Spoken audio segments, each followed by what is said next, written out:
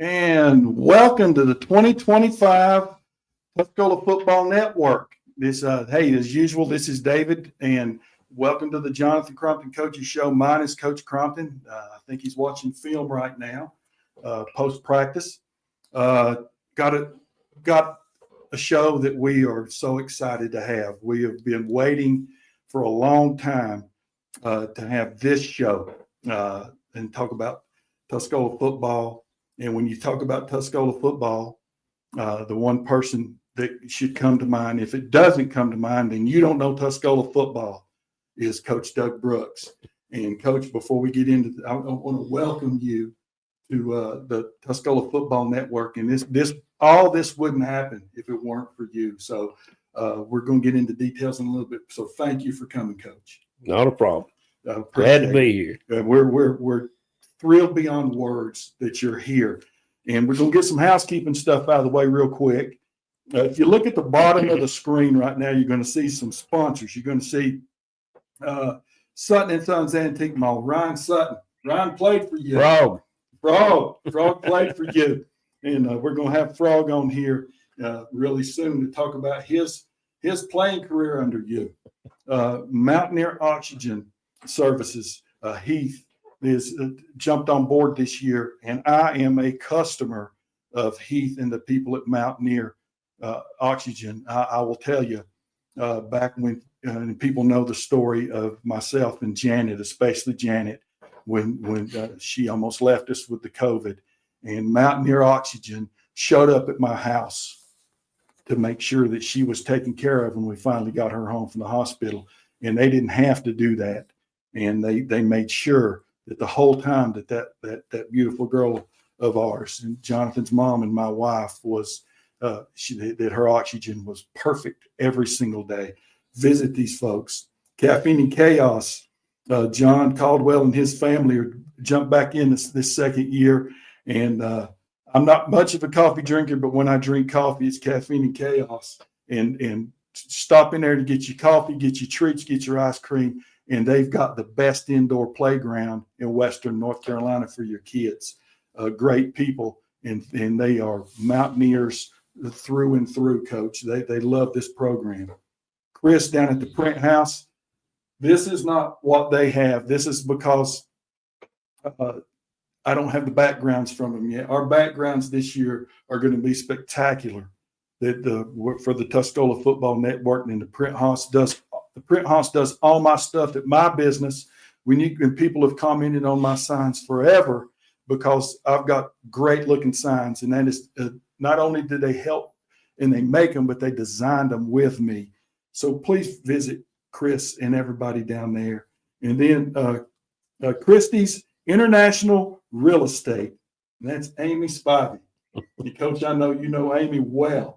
And Amy is, she's a Mountaineer, and I will tell you, she loves you, and her family, they love you, Coach. And then me, Crompton's Auto Mart. When they say no, I'm going to tell you yes. So come see me at Crompton's Auto Mart, and I'll be taking off and restocking our inventory this week. And anything you need, you come see us. With oil changes, tires, but come down there and let me get you in the vehicle that you want: trucks, cars, SUVs. So I wanted to get that out of the way, and I'm not. And to our sponsors, I know I'm rushing through them, but we've got a lot to talk about with Coach. So I wanted to make sure that we were mentioning them, and then we'll mention them again before we get off. And then one more thing before we jump in here deeply with Coach.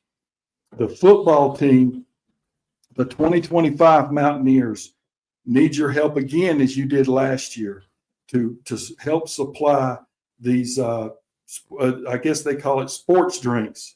So that your Gatorade, your Powerade, and they need them because these kids need them. It's going to be a long season.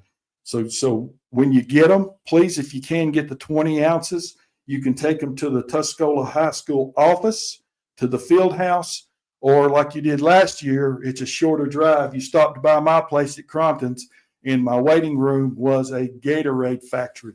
So please, please, please, please bring as much as you can, and because these kids need it and they deserve it. They work their butts off, and none of this stuff is free, and we're going to get into that in a little bit, Coach. So if you have any questions, call Amy Spivey at 828-506-7137. 828-506-7137.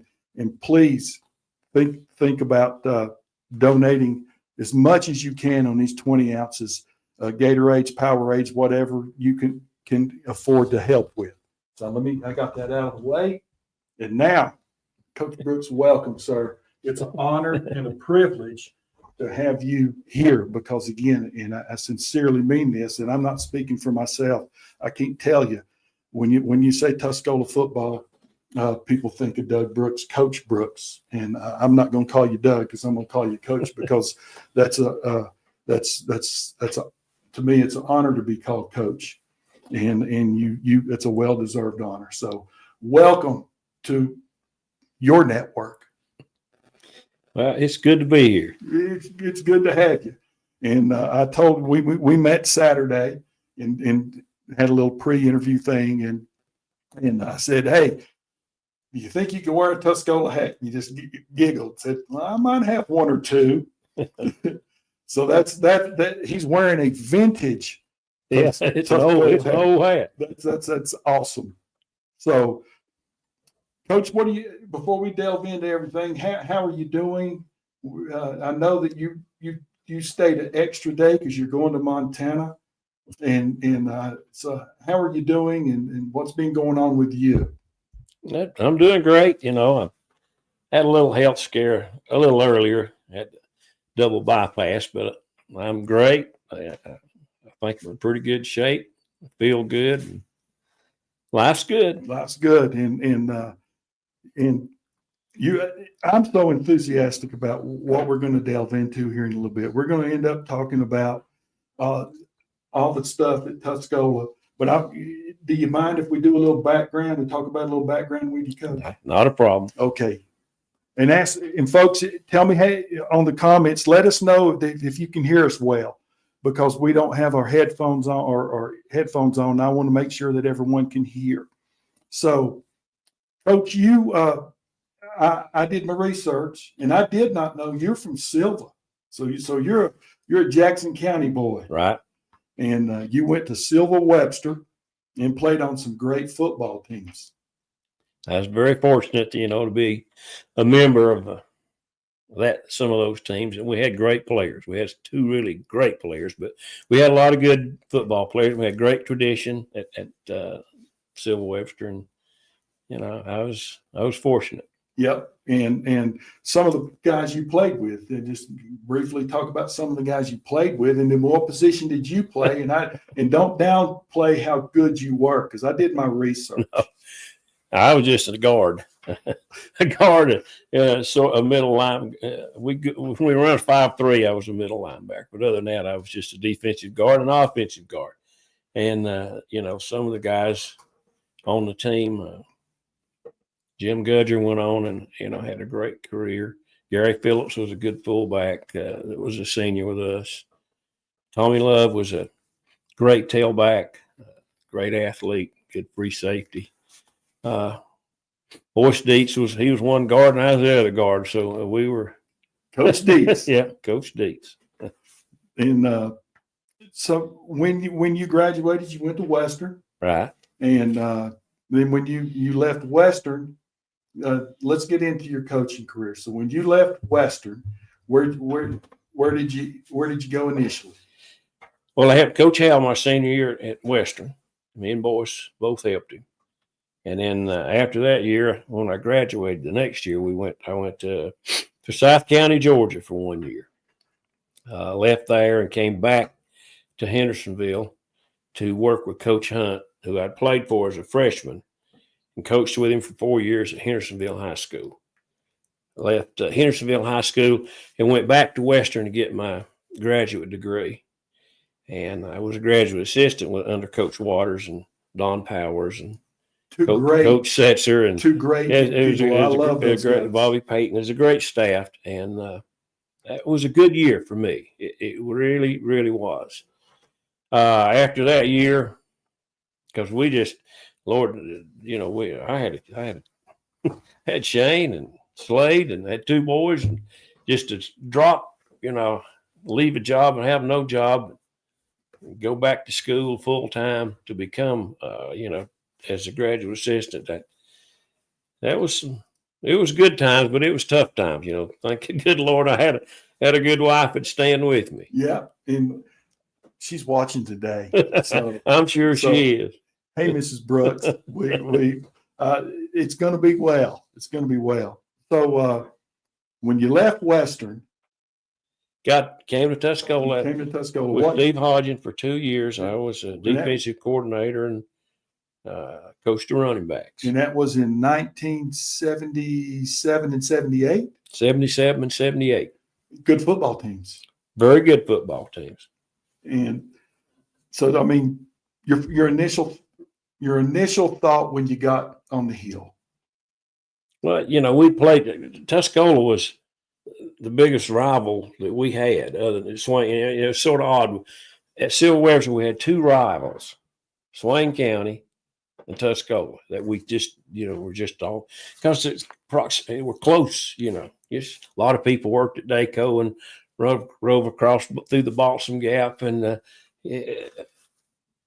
boys goes to Swain and stays 20 years, and I go to Tuscola and stay for 23 years.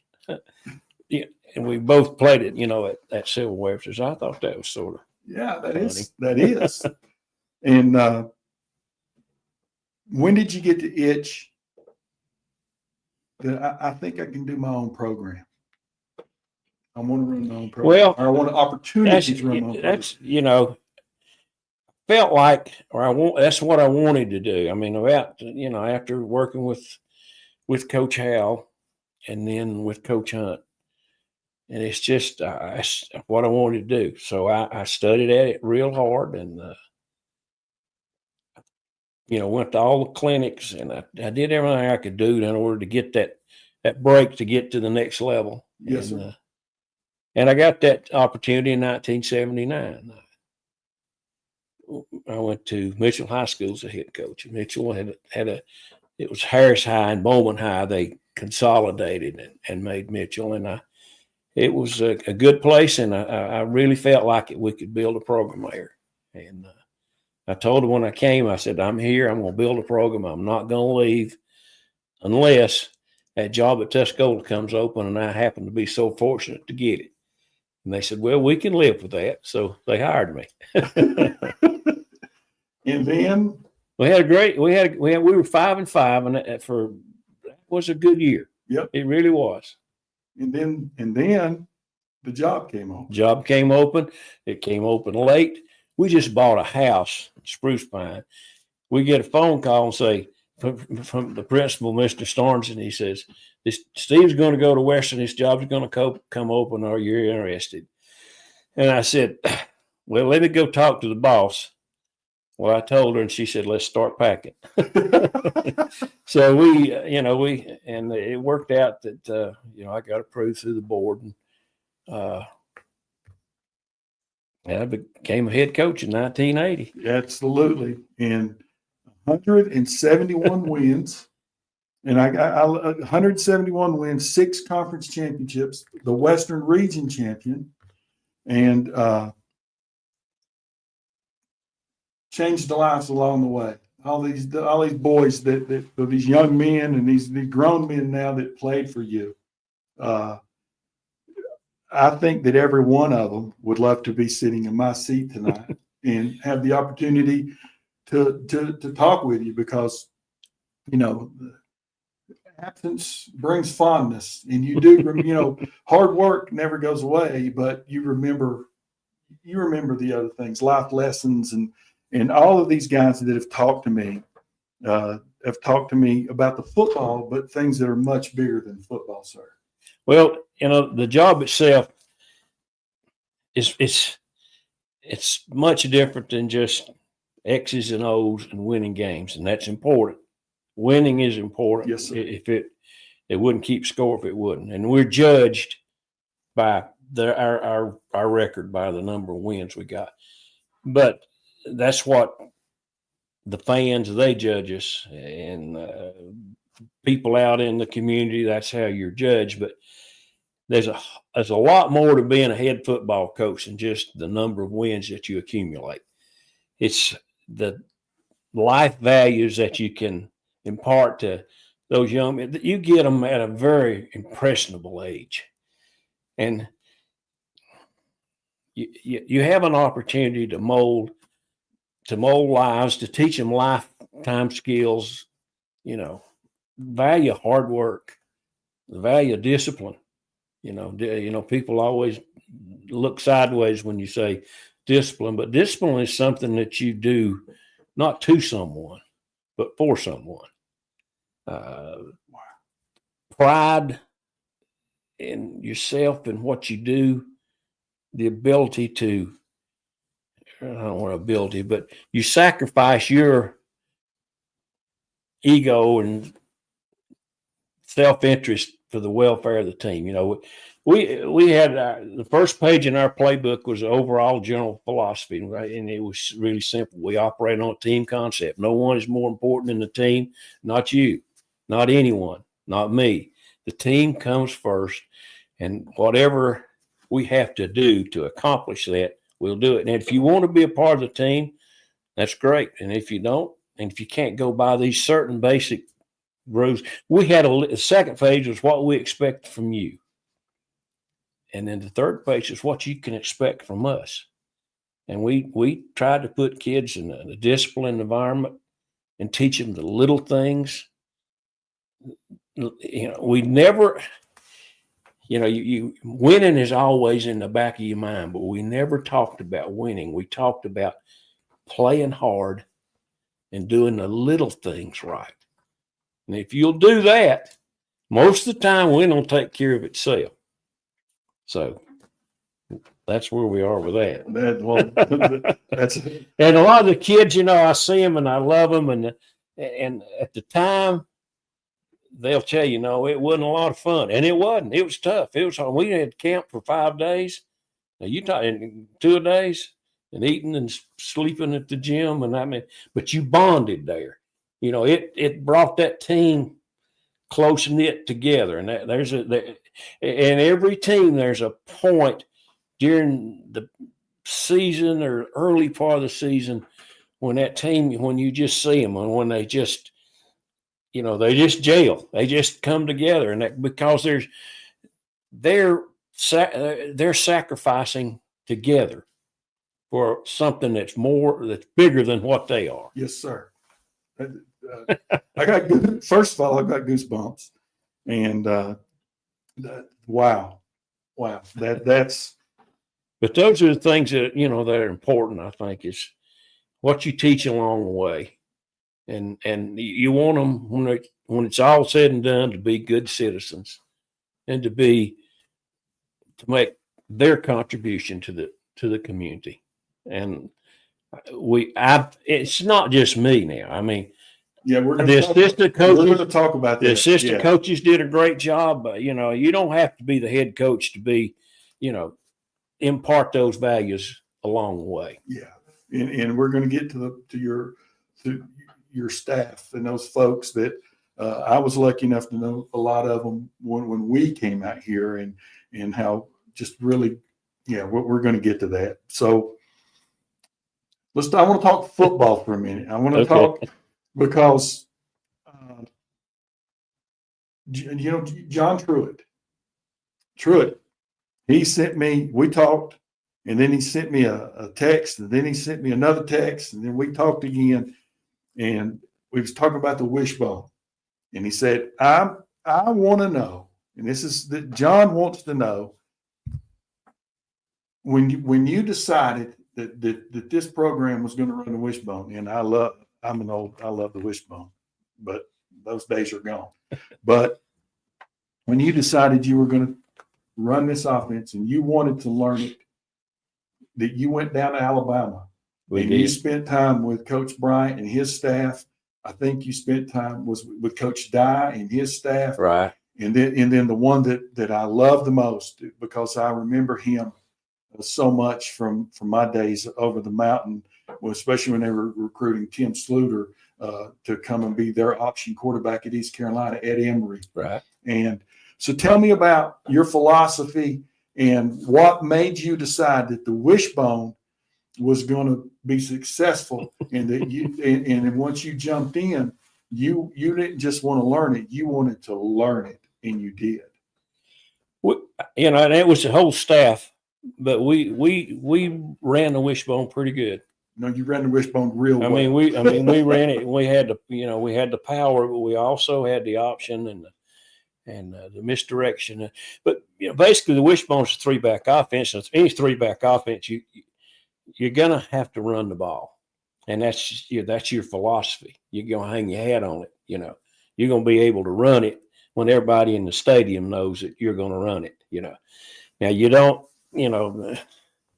Jonathan probably passes the ball more in one game than I did an entire season. We played games that we never threw the ball a time, not once. And your kid wasn't your kid one of the quarterbacks? Yeah. Come on, Dad. Come on, Dad. Yeah, I know. If I could go back and do it all over again, I would throw the ball more than I did. It would have made everything a lot easier, I think. But I was sort of hard nosed and stubborn, but we was gonna hang our hat on running the ball and playing great defense. People talk about everybody wants to talk about offense. What are you doing on offense? But first and foremost is you got to be able to play defense. You can't play defense, you're not going to win. You're not going to win many at all. Correct. Don't get in a contest with a skunk, because you can't outscore people just all the time. Somewhere along the line, you got to stop them. Mm-hmm. So number one for us was we're going to play great defense. Number two was we're going to run the football. We're going to take care of it. We're not going to beat ourselves. We're not going to turn it over. We're not going to make stupid penalties. And those are just little things that add up. We had a penalty chart. When you made a penalty, your name went up there in the yard. And people they didn't want on that penalty chart, because that was a negative. We had a fumble chart. If you fumbled the ball, your name went up there and how many times you fumbled it. And we had a bad snap. The center got half of it, and the quarterback caught half of it, because I wasn't going to argue with him whose fault it was, because it could have been either one of them. So okay. But those are just little things that you got to do. You got to. I don't care what level it is, and it's just, I think I'm true. I'm right on this. It doesn't matter.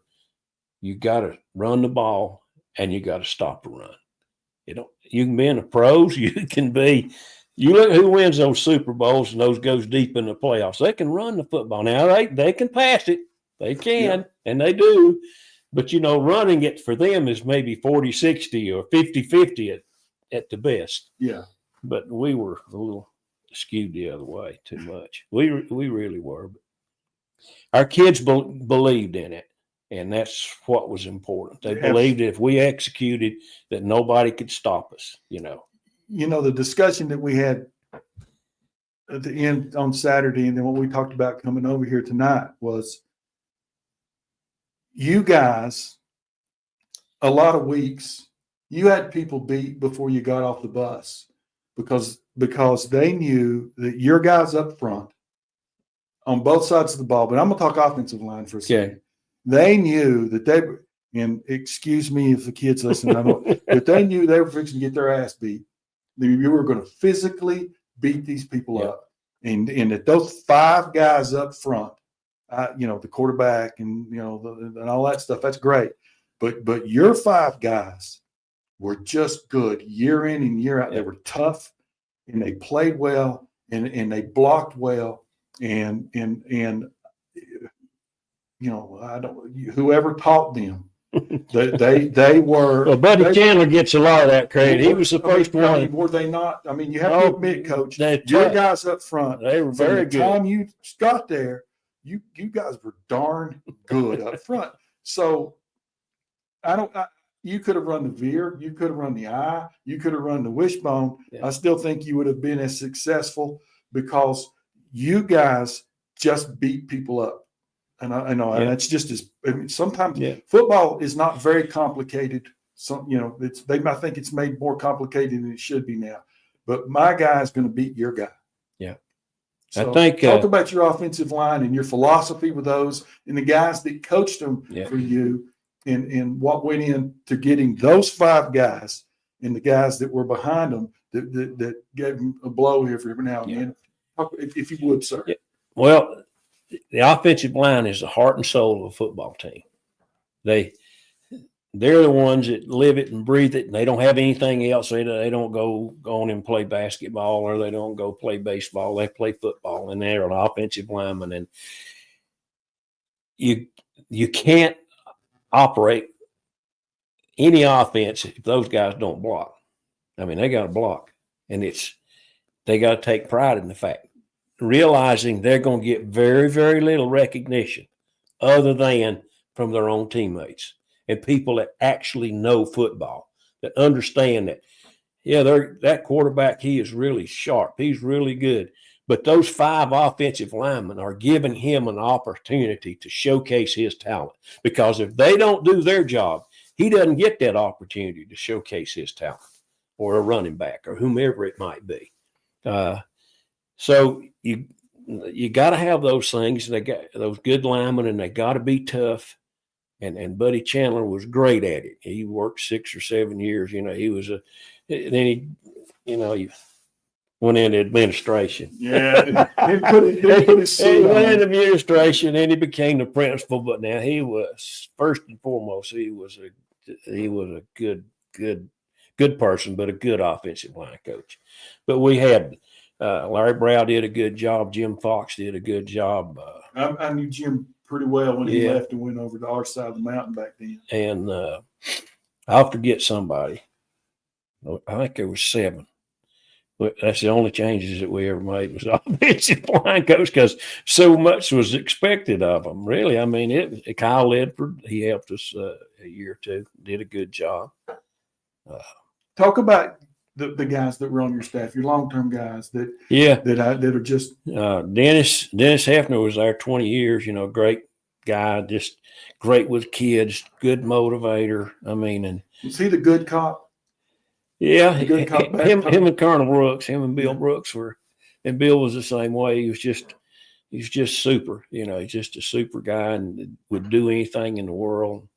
Larry Brees, he was there with us the whole time. So, those are just people that we had very little turnover. They were all on staff. That's changed in this world. It has. And how lucky for you to have those guys that. Because it ain't easy what you guys do and what they're doing, what they do now, what you guys did. Like, you didn't have Sundays. No. You didn't have, just real quick, talk about a typical Sunday during the season for you.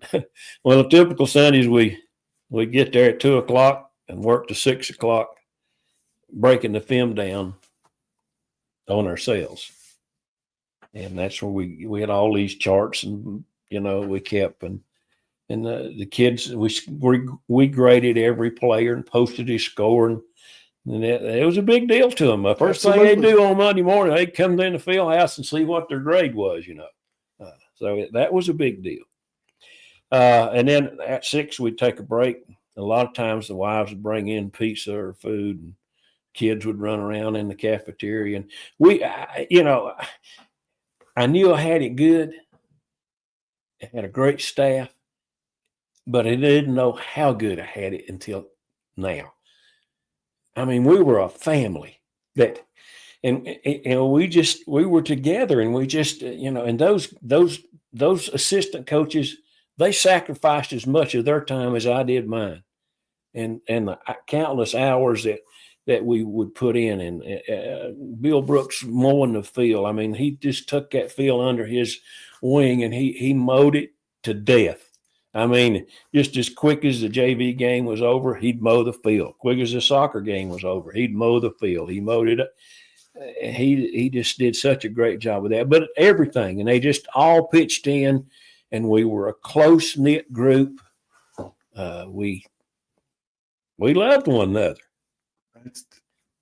And I tell you, you don't forget those things. You most certainly don't. And Wow. And again, real quick, I want to finish though. After you ate dinner, how long would you all have to stay? Because now you haven't even talked about your opponent yet. Right. You had spent the whole day just breaking down. Right. Well, we go back to work at 6, and a lot of times we could get done at 9 or 10.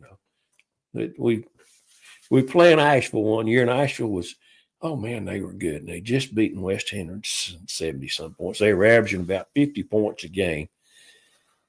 And we stayed and watched film and talked and hashed and went over, well, maybe we could do this. Now we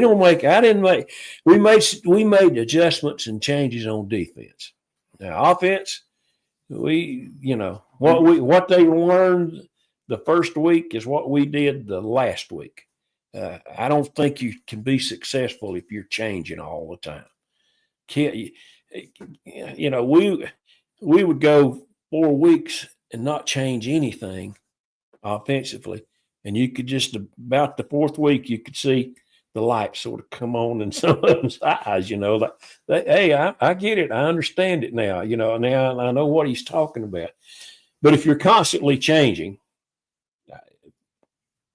you got the kids confused. If they're confused, they can't and won't play. They can't play hard. Correct. If you don't have a lot of confidence, you can't play, and you can't have confidence unless you're totally prepared.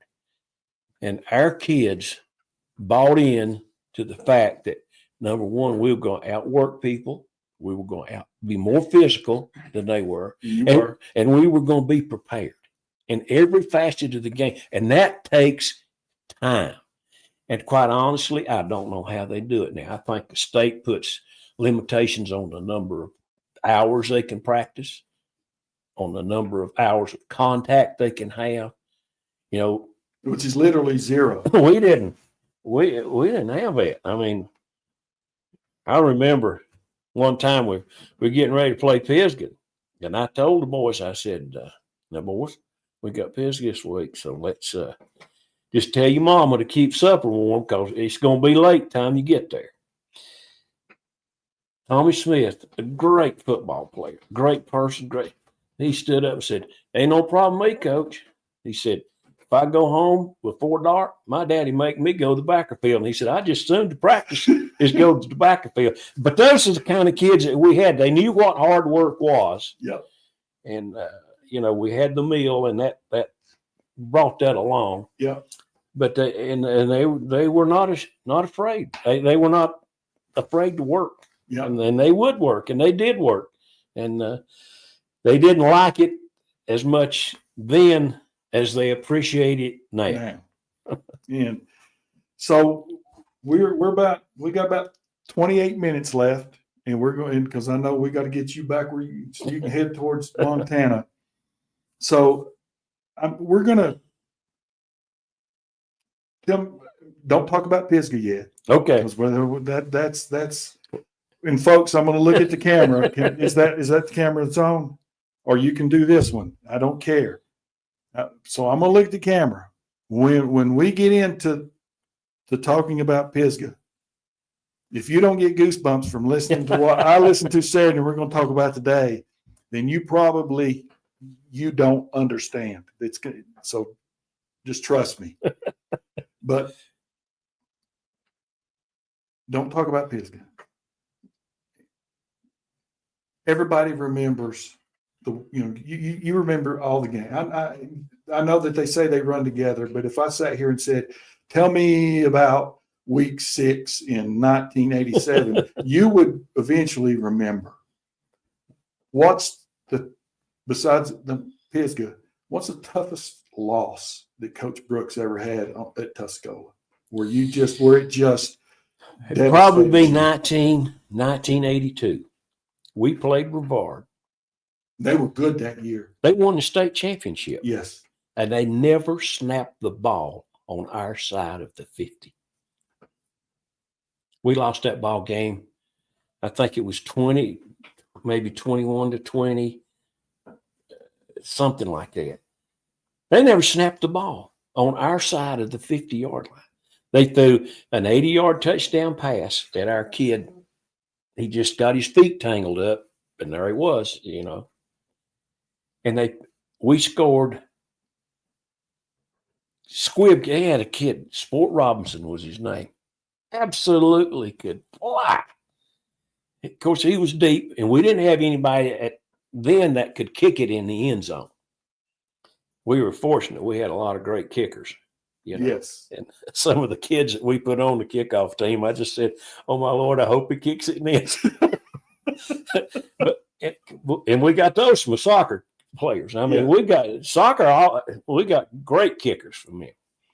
But anyway, he picks up the ball. We lay it flat on the ground and we skip it. Yeah. Well, he gets his hands on it both times and runs it all the way back for a touchdown. Now, that was a tough loss because I felt like we were as good, if not better, than they were. And they go on and win the state championship. And those things never leave. Oh, no. And that never leaves. And what was your best for you? The victory that just stands out that you go, well, it's maybe they were better than us, but we got to be the actual game. We won 12-0. What year was that? 91 or 2. Okay, I'm gonna put you on the spot. I don't know which one it was, but that was they were. Actual was great, and they were killing people. Was Bruce Coach Peterson? No, Lou Fogel was there. Coach Fogel, and we went to their place. And they were just like killing them. But we had a good, and that's one of those nights we stayed till 10, 12 o'clock. We had a good scheme, and our kids played hard, and we got a break or two early. And we won the ball game 12-0. Shut them out. But we had a good football team. Yes. But we had lost, I think we'd lost to Pisgah earlier. And we'd lost to somebody else, I think. But we had a good senior football team, And but that was a great win. It really was. And again,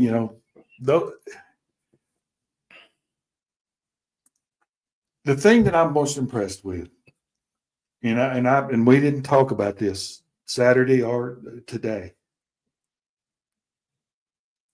I always, from watching you all the years from our sideline, from when I was a player at Irwin, and then watching the games through the years, I thought to myself, he's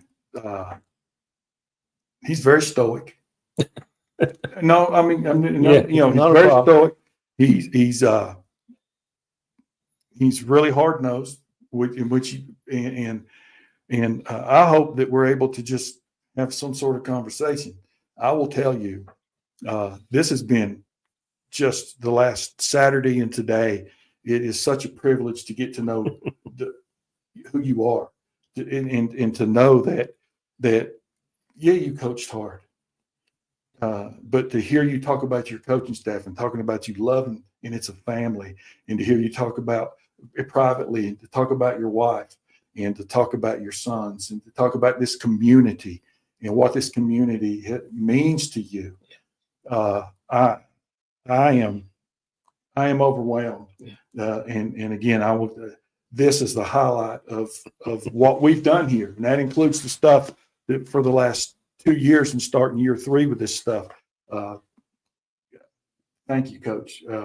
So now I'll get back on subject. You want to hit the community? That's what I'm here looking at it right now. So I'm going to throw it to you. That was one of the big reasons for our success was we had a great community. We had a good administration was good. I had good coaches. I had tough, hard-nosed kids that were willing to work and bought into the philosophy that we were teaching. But we had a great community. There's nowhere I could have left a time or two, but there's nowhere in Western North, and I wanted to stay in Western North Carolina. There's nowhere in Western North Carolina I would go that was any better than Tuscola. We had a great community, and that was one of the reasons. And community support, anything we wanted, we got it. We had men that just, we put on that football camp, and that our kids didn't have to pay anything. They didn't have to pay to play. But that's one of the biggest reasons that we were successful, was because the community was involved and they supported. The parents will always support their kids, but we had people that didn't have kids, but they loved Tuscola and they loved Tuscola football, and they really contributed to the overall program. And go ahead, keep going. And I don't know what it's like that today or not. I'll just be honest with you. Some of the things that I hear, that it's still a great place, but there's a lot of people just need to maybe rekindle,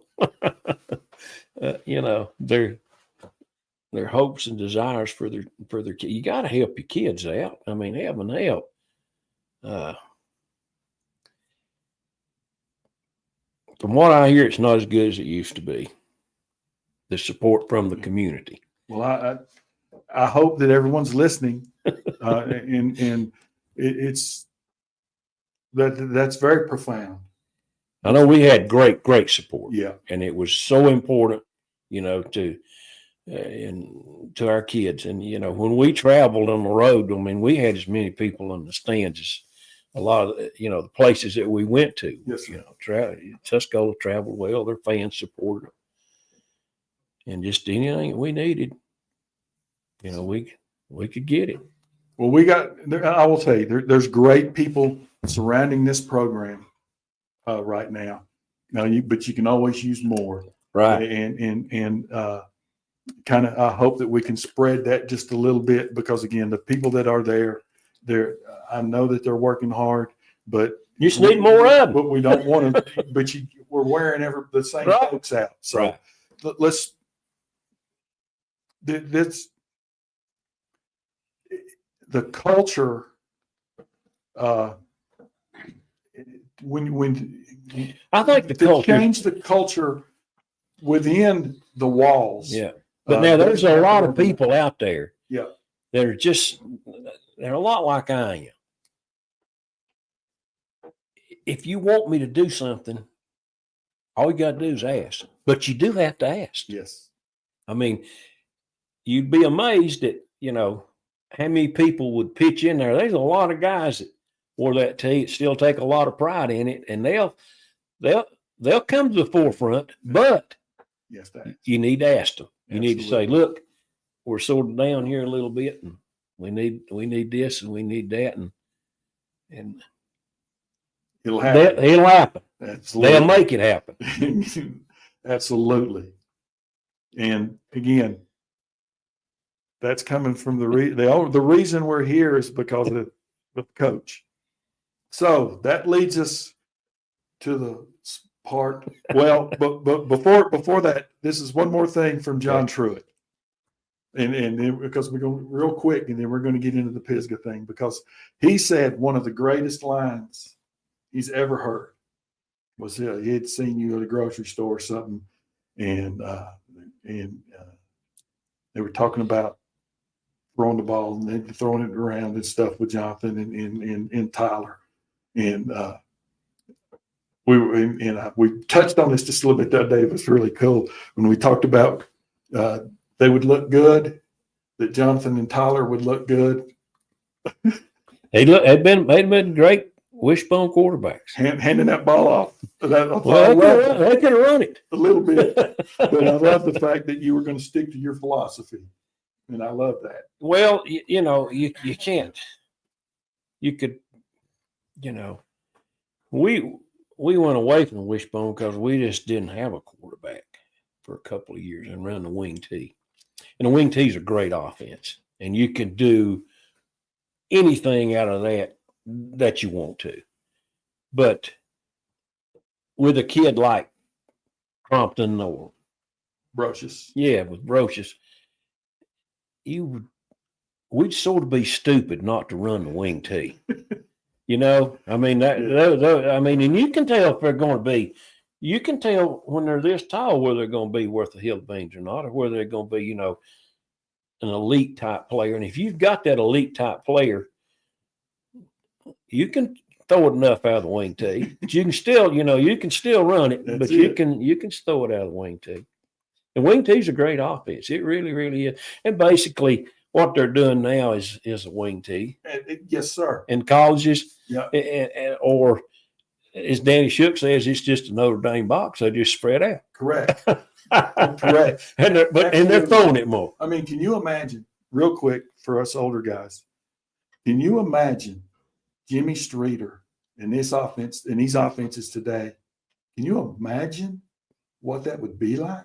Oh, he was phenomenal. I mean, he'd take a quarterback sneak and go 90 yards in a heartbeat. And put him in this stuff today, Yeah, with the field spread, right. and he could throw it, but also it'd be amazing. But anyway, let's get to the let's talk about Pisgah. Okay.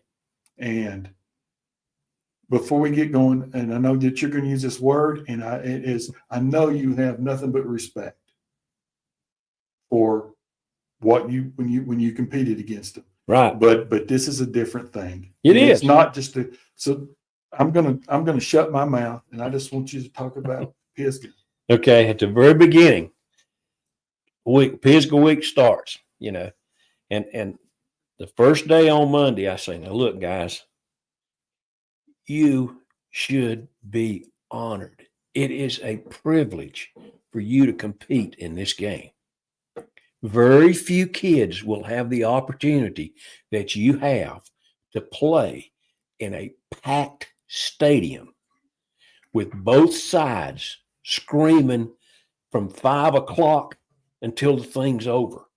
And both teams are going to give their all. The game demands that you give your all that night above all nights, because it's not just a normal game.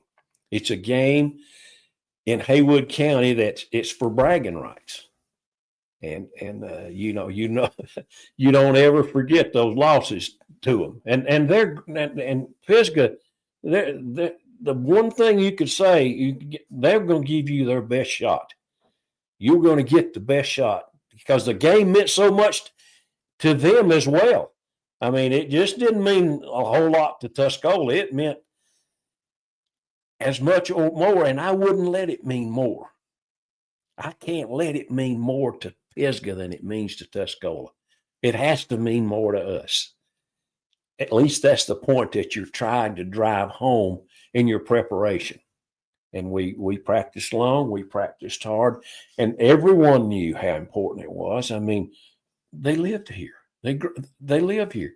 And, we tell them, you'll never forget, you seniors, you'll never forget what happens on this night. And you most of you are going to be here in Haywood County the rest of your life. Now, you're going to have some that move off, but most of you are going to be here. And you're going to run into those people at the other end of the county and say, oh, yeah, I remember we played y'all, we beat you. So you don't forget those things. You just don't. And it's two mill towns in the 80s that were button heads, that were physical. Both of them were going to play their hearts out. And when it's over with, I've often said no game should mean as much as that one does. Because if you don't win it, I mean, you're at the bottom of the ocean. You're down there, and it's just awful. And your kids their hearts are broke because they wanted to win the game so bad, and they didn't. And you can't win them all. Good Lord knows you want to, but if it's a rivalry, you don't win them all, or it wouldn't be a rivalry. So you hate to lose a thing, but you got to give credit to the other team as well, Mm-hmm. And it's just a great game with the community is so involved in it, and it means so much, and it's a great week. It's not just a Friday. I know it's a great week, and it's a great year. If you win that thing, you got a little more bounce in your step than you normally do. But it's an honor and a privilege to play in the game, to coach in the game, to be a part of it. You are a part of it. Make the best of it. That's what we tried, to sell to our kids. And it's not a hard sell. No. No. That's the only one game all year that you didn't have to worry about. Are they going to be ready? Yeah. Because they're going to be ready. You know, and we had talked Saturday when we were talking, you were talking about the coach Jonathan and stuff. And when he had told that group of kids that, you know, they said, when's the only time you've been on the field where you couldn't breathe? And when he told them it was the 2 times when I was in high school and I got to play against Pisgah. And they're going, what do you mean? You know, I don't know. And he says, you just don't understand. Yeah. And it is, you know, I thought I understood when we moved out here until I saw it in person. And it's almost a physical thing. Right. People wouldn't understand. So all football fans and especially in West North Carolina, if they haven't seen that game, they need to come see it. Yeah, because it's different. It's different. I mean, look, you can come and watch the buses come from both teams pull up, and it's better than. Oh yeah. Oh yeah. So, a tough question. God, I even hate to ask this. Yeah, no. Because of Still this. tough. What's the toughest one to them that to this day you still? Oh, I don't know this. You know, The loss. Most of the losses were close and tight. And you anytime you lose a 1-point game or a 1-score game, you look back over and you say, "Oh, if we'd done this, if we'd done that, you know, that's hard." Every loss just eats at you. So it's, you know, that's a tough one. But I know that it's a rival game because the best team doesn't always win. We've played them, and I knew in my heart that we better than they were. We lost the game, and we played them, and I know in my heart that they're better than we are. They just better, but we won the game. So it's one of those things that just. That's the reason it's such a rivalry, and the fans stay packed, and you know it's deep into the fourth quarter, and nobody knows who's going to win it yet. You know, because it's a great atmosphere, just a tremendous atmosphere. Yeah, unlike anything. Yeah, and if there's a better rivalry in the state of North Carolina, I don't know what it is. No, I don't. If there's a better rivalry in the South, I'd like to see it. And I know that they talk about Texas football, and I get it, I do. Yeah. But I'm telling you, you know, I'm not telling you, there is nothing like this that I've ever seen. And, you know, and we talked about like the memories that if you're the 52nd guy on the team or the first guy on the team, that makes no difference because being on that, even being in warm-ups. Yeah, it's different. And so as the coach, as the head coach, of our historic program. I think it is. The history here is really cool and because there's something that I haven't talked to you about that we're going to talk about here before we get off the air. And purposely I didn't want to ask you about it. But if you could come back and coach a game, would it be against them? Oh yeah. Oh yeah. Well, there's no hesitation there. Win or lose, because it's such a unique game. I mean, it's really a privilege and an honor to be in that game, you know. And you respect I respect Pisgah and what they've done, and you know, and the manner in which they play. You know, they do a great job.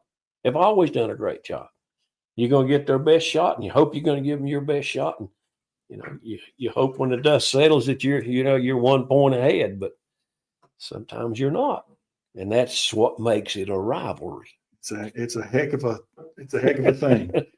So before we get off here, and by the way, I want you to know, Coach, that you are welcome here anytime. If you want to come up and talk about anything, you are welcome here. Because again, when I say Tuscola, I think of you when you say Tuscola football. Yeah. You know, there's people that run through my mind because you know I've only been out here since 2003. So I do think about my kid. I think about Tyler. I think about Fitzgerald's, Sean, that was Right. who's going to be a great head coach down in around Hickory. One of my favorite people. He's my other son. I think about these guys. I think about Pig Bryson that I never got to meet, and I think about all these guys that have been through this program. I think about Frog now. Now that I've learned more, and Johnny Arledge, Yep. who I competed against, who I think was the best football player I ever got to compete against at this level. And Johnny he was a man. And all these guys that you think about, and but at the top of the list has got to go you. And when you walk in C.E. Weatherby Stadium, and I've done some research on Coach Weatherby, and he was something else. Right. But they play on a field, and that field is you. Oh, you don't know how honored that I am and how privileged I am when they did that. I mean, but it was like I told the kids and the people that were there that night. I appreciate it so much, but it's not just me. It's everybody that played during that span that I was there. It's all those coaches that coached with me side by side. It's got my name on it, but they put it there. It has your name on it. But they put it there. I mean, it's just as much a tribute to them as it is to me.